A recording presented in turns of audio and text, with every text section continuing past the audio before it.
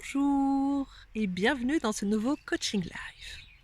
Alors ce matin, j'ai donné une méditation sur la joie sur Facebook, comme d'habitude, comme depuis le début du confinement. Et du coup, j'ai eu envie de vous parler de la joie, de comment faire pour réactiver sa joie. C'est sûr que quand tout va super bien, eh bien, on n'en a pas besoin, on est facilement dans la joie. Mais il y a des moments où la vie est plus difficile, où on traverse une épreuve, on traverse la tempête, on traverse un chagrin, on traverse un deuil. Et dans ces moments-là, eh bien, la joie est vraiment très peu présente. Alors comment faire? Comment faire pour réactiver cette pompe qu'est la joie et dont nous avons tellement besoin? Pourquoi est-ce que nous avons besoin de la joie déjà?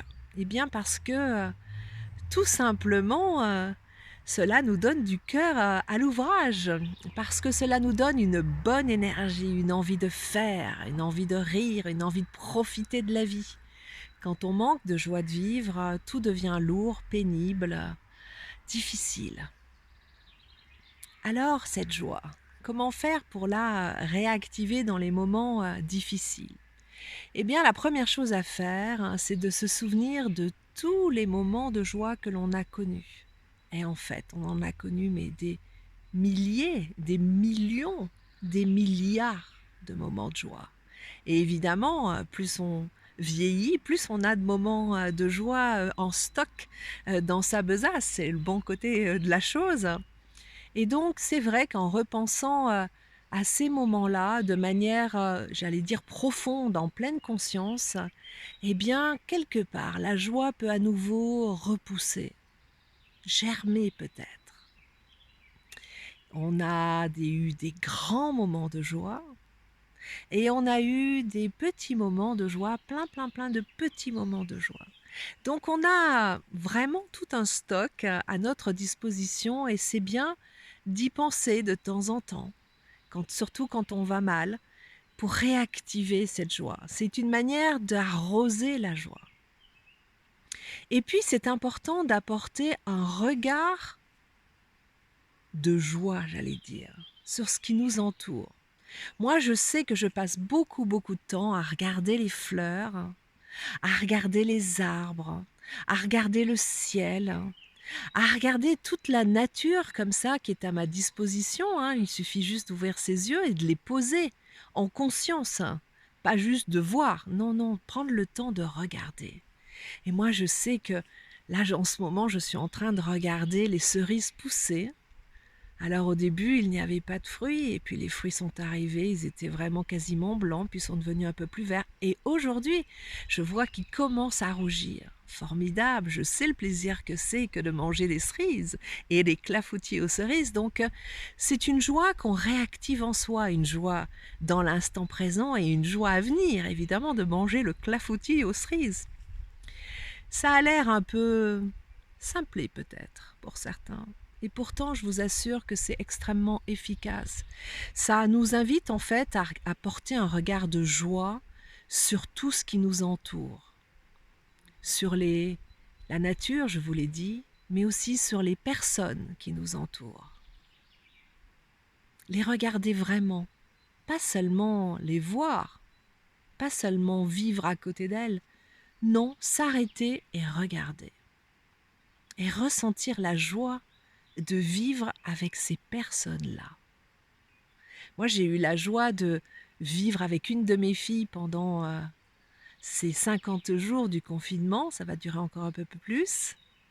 Et parfois, je m'arrêtais quand on était à table, toutes les deux, et je la regardais. Et je sentais ce bonheur qui venait en moi, qui venait dans mon cœur et dans tout mon corps. Vraiment ce bonheur d'être là avec ma fille. Moment exceptionnel, permis grâce au Covid. Eh bien, c'est ça, c'est prendre ce temps-là pour juste profiter. Profiter aussi de cette joie de travailler quand c'est le cas, ou la joie de ne rien faire aussi. En fait, c'est un état d'esprit, la joie. Ce n'est pas forcément créé par quelque chose d'extérieur. La joie de vivre, c'est une joie intérieure, c'est un sentiment, euh, pour moi, c'est un sentiment et une sensation. C'est c'est comme un immense soleil qui pulse à l'intérieur de moi et qui me fait tout le temps sourire, en fait, sourire de joie. Alors évidemment aussi, j'ai mes moments difficiles, hein, comme tout le monde, hein, bien sûr.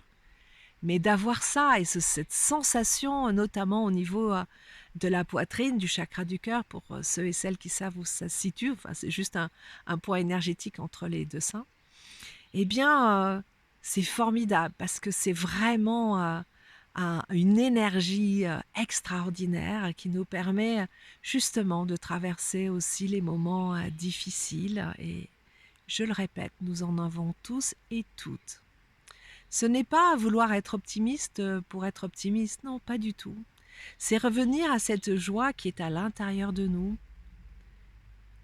qui est là, c'est un fait, c'est lié en fait à la vie elle-même, au principe de vie d'être en vie. Parce que la vie est un miracle, vraiment. Aujourd'hui, je pourrais ne pas vous parler, vous pourriez ne pas m'écouter, nous pourrions être tous et toutes mortes ou morts, et nous sommes là. Et c'est un miracle en soi. Dès qu'on sait qu'on est mortel, dès qu'on en a vraiment conscience, parce qu'on le sait tous, plus ou moins, mais on n'aime pas trop l'idée de penser à la mort. Et pourtant, quand on commence à penser à la mort, quand on comprend vraiment profondément qu'on va mourir un jour, eh bien du coup on profite. On profite vraiment du temps qui nous est donné sur Terre pour apprécier ce qui est là, ce qui nous est donné, pour apprécier la vie qui est là. Et ça, c'est une joie, vous voyez, qui ne dépend de rien, hein. C'est là, c'est juste grâce à cette conscience que nous sommes en vie. Voilà, je vous souhaite une très belle journée pleine de joie, évidemment. Et je vous dis à demain pour un autre coaching live. Au revoir.